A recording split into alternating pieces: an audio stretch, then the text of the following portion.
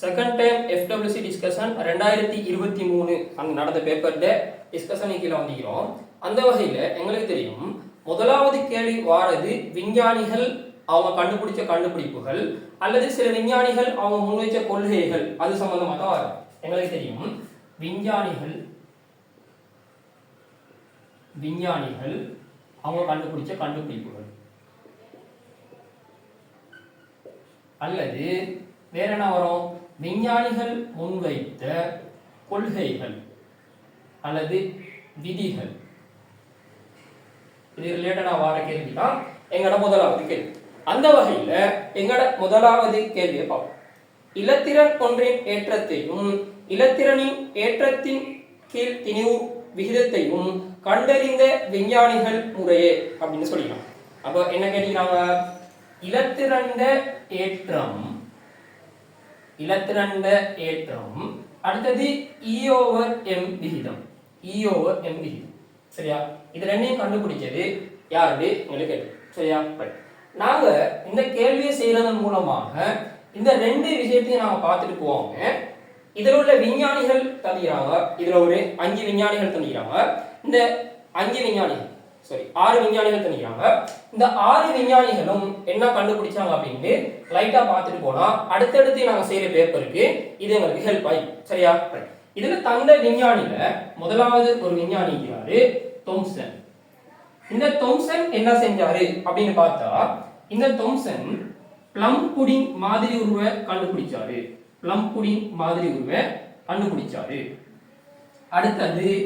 அடுத்தது இவர் இலத்திரனை கண்டுபிடிச்சாரு. அடுத்தது இவர் E/M விகிதத்தை இவர் தான் இன்ட்ரோடியூஸ் பண்ணார். E/M விகிதத்தை இவர் தான் கண்டுபிடிச்சார். சரியா, அப்ப தாம்சன் என்ன செஞ்சாரு, பிளம் புடிங் மாதிரி ஒரு இலத்திரனை கண்டுபிடிச்சது. அடுத்தது E/M விகிதத்தை இவர் தான் இன்ட்ரோடியூஸ் பண்ணார். சரியா, அப்ப தாம்சனுக்கு என்ன வருதுன்னு நீங்க பார்த்துக்கொள்வீங்க. சரியா, அடுத்தது இரண்டாவது விஞ்ஞானி கோல்ட்ஸ்டீன். இந்த கோல்ட்ஸ்டீன் என்ன செஞ்சாரு உங்களுக்கு தெரிஞ்சுக்கும். இந்த கோல்ட்ஸ்டீன் தான் நேர்கதிர்கள் அல்லது கால்வாய் கதிர்கள் சொல்லுவாங்க. அப்ப நேர்கதிர் அல்லது இந்த கால்வாய் கதிரை கண்டுபிடிச்சது இந்த கோல்ட்ஸ்டீன்.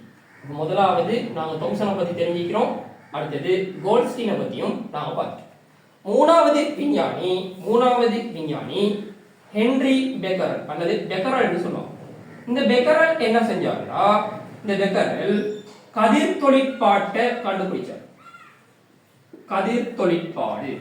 இந்த கதிர் தொழிற்பாடு கண்டுபிடிச்சது யாரு? இந்த கதிர் தொழிற்பாடை பெக்கரல் கண்டுபிடிச்சார். அடுத்த விஞ்ஞானி சட்விக், ஜேம்ஸ் சட்விக்னு சொல்லுவாங்க. நாங்க சட்விக்னு பார்ப்போம். இந்த சட்விக் நியூத்திரனை கண்டுபிடிச்சது இந்த சட்விக். அவர் இலத்திரனை கண்டுபிடிச்சது தாம்சன், நியூத்திரனை கண்டுபிடிச்சது சட்விக். சரியா, அடுத்த விஞ்ஞானி மில்லிகன். இந்த மில்லிகன் என்ன செய்தாங்கன்னா, இலத்திரண்ட ஏற்றத்தை கண்டுபிடிச்சார். அப்ப எங்க கேள்விக்கான ஒரு ஆன்சர் இவராயிருக்கிறாரு. இந்த மில்லிகன் இலத்திரண்ட ஏற்றத்தை கண்டுபிடிச்சாரு எண்ணெய் துளி பரிசோதனை மூலமாக இலத்திரண்ட ஏற்றத்தை கண்டுபிடிச்சாரு. எங்களுக்கு தேவை இந்த மில்லிகன் இலத்திரண்ட ஏற்றத்தை கண்டுபிடிச்சார். சரியா, அடுத்த விஞ்ஞானி மேக்ஸ் பிளாங்க்.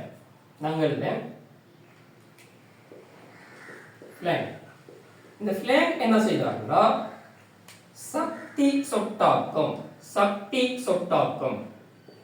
இந்த சக்தி சொட்டாக்கம் சம்பந்தமா இந்த பிளாங்க் கண்டுபிடிச்சார். சரியா, அப்ப இந்த 6 விஞ்ஞானிகளும் யார் என்னென்ன செஞ்சாங்க, என்னென்ன முன்வைச்சாங்கன்னு நாம பாத்திக்கிறோம். இது மூலமா நீங்க அடுத்த கேள்விக்கு ரெடி ஆயிக்கணும். சரியா, நாங்க 6 விஞ்ஞானிகளை சொல்லிக்கிறேன். எங்களுக்கு தெரியும் யூனிட் 1ல யூனிட் 2ல உள்ள விஞ்ஞானிகள் அவங்க கண்டுபிடிச்ச கண்டுபிடிப்புகளை நீங்க ஒருக்கா பார்த்து அனலைசிஸ் பண்ணி வச்சுக்கோங்க. சரியா, அப்ப நாங்க டிரெக்டா எங்களை கேள்வி போவோம். இலத்திரண்ட ஏற்றத்தை கண்டுபிடிச்சது எங்களுக்கு தெரியும் இந்த மில்லிகன். அடுத்தது E/M விகிதத்தை கண்டுபிடிச்சது தாம்சன். இது ரெண்டும் தெரியும். சரியா, இது ரெண்டும் வார ஆன்சர் இது ரெண்டும் வார ஆன்சர் நாலாவது ஆன்சர். இது ரெண்டும் வார ஆன்சர் நாலாவது ஆன்சர். அப்ப முதலாவது கேள்விக்கு நாலாவது ஆன்சர். அங்க இரண்டாவது கேள்வி பாருங்க. உயர்ந்தபட்சம் 6 இலத்திரன்கள் காணப்படக்கூடிய சக்தி சொட்டன் தொடை. சரியா? இந்த 5 விடை தந்திக்கிறாங்க. இந்த 5 விடையும் சக்தி சொட்டன்களை வகை குறிக்கிறது. இந்த சக்தி சொட்டன் தொடைகள்ல, அதாவது இந்த தொகுதிகள்ல 6 இலத்திரன் காணப்படுறது எதுலன்னா அவங்க கேட்கிறாங்க. சரியா? 6 இலத்திரன் காணப்படுறது எதுலன்னு கேட்கிறாங்க. அதை நாம பார்ப்போம். எங்களுக்கு தெரியும் சக்தி சொட்டன்கள். சக்தி சொட்டன்கள், சக்தி சொட்டன்கள்ல 4 வகை. சக்தி சொட்டன்கள்ல 4 வகை.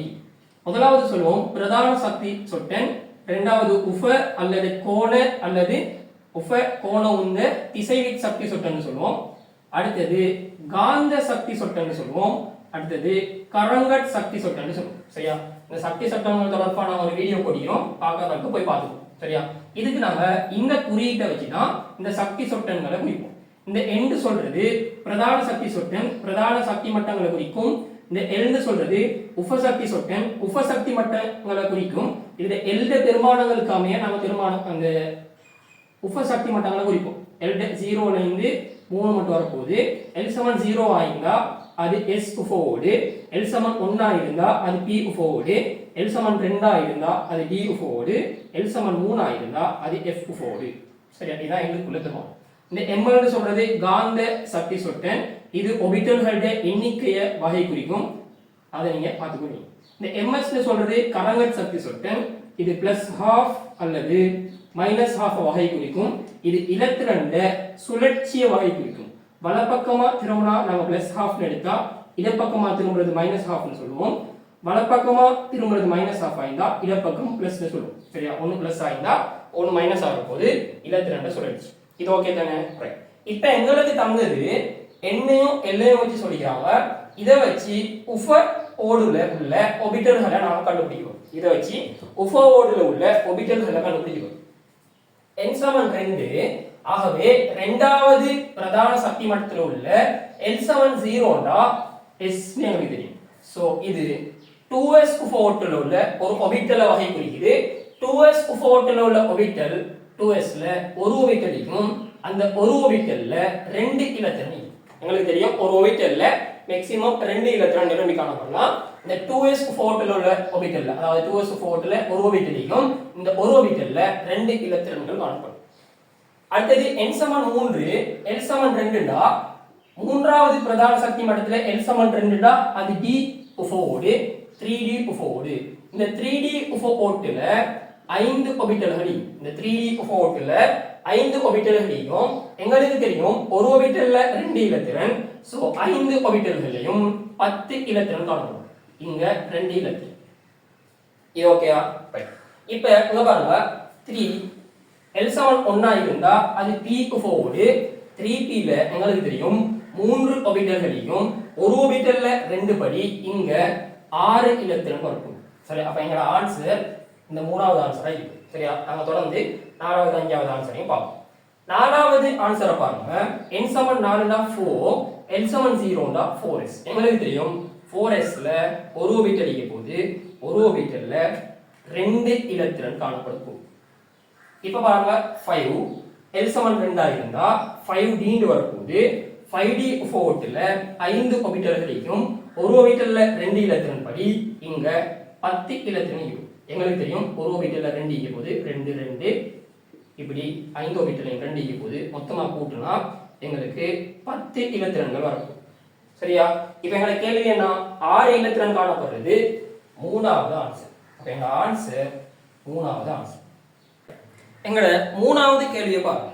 முதலாம் அயனாக்கட் சக்தி அதிகரிக்கும் சரியான ஒழுங்கு.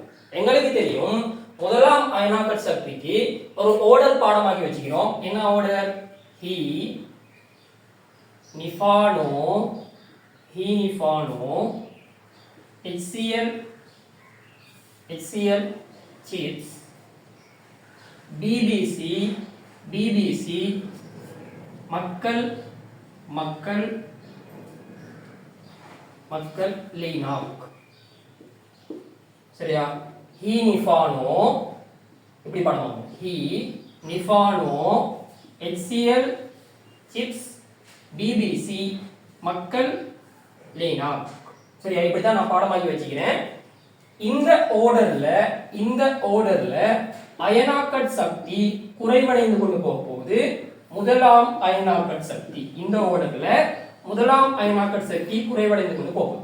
சரியா, இந்த ஓர்டரை வச்சு உங்களோட ஆன்சர்ல நீங்க பாருங்க எது என்ன கேள்வி கேட்கிறாங்க சரியான ஒழுங்கு.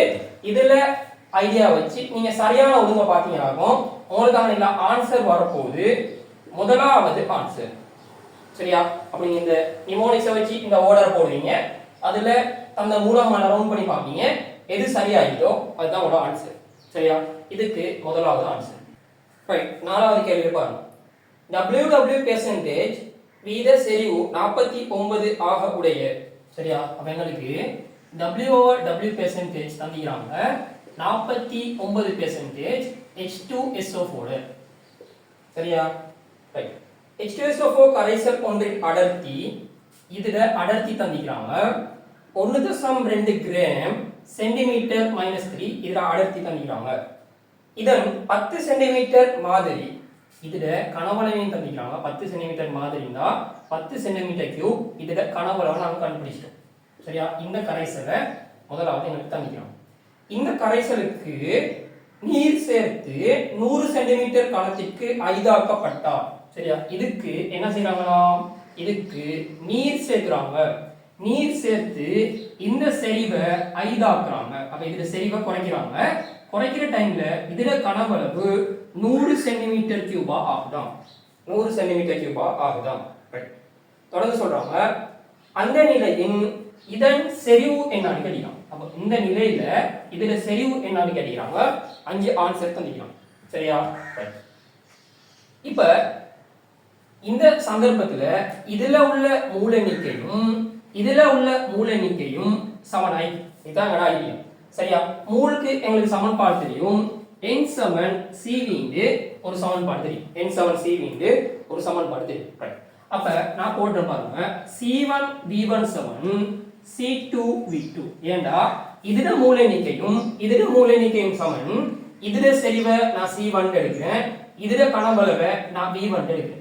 சரியா, இதுல செறிவு எங்களுக்கு தெரியாது, அதை நாம காணணும். இதுல செறிவை தான் நாம காணணும், அதை நான் C2 வச்சுக்கொள்றேன். இதுல கனவளவை நான் V2 எடுக்கிறேன், அதுதான் நாங்க போட்ட கனவளவு. C1v1 C2v2.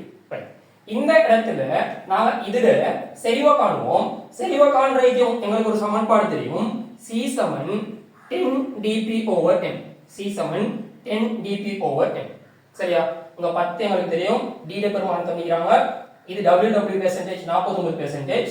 இந்த M சொல்றது H2SO4 மூலர் திணிவு. சோ நான் இங்க H2SO4 மூலர் திணிவு அல்லது சாரண திணிவு காண்றேன். H க்கு 1 தந்திக்கிறாங்க, 1 தர 2 பிளஸ் சல்ஃபருக்கு 32, ஆக்ஸிஜனுக்கு 16 தர 4. இதெல்லாம் உங்களுக்கு தந்திக்கிறாங்க. இத சுருக்கி பாத்தீங்கன்னா 98 கிராம் மோல் -1 வரப்போகுது.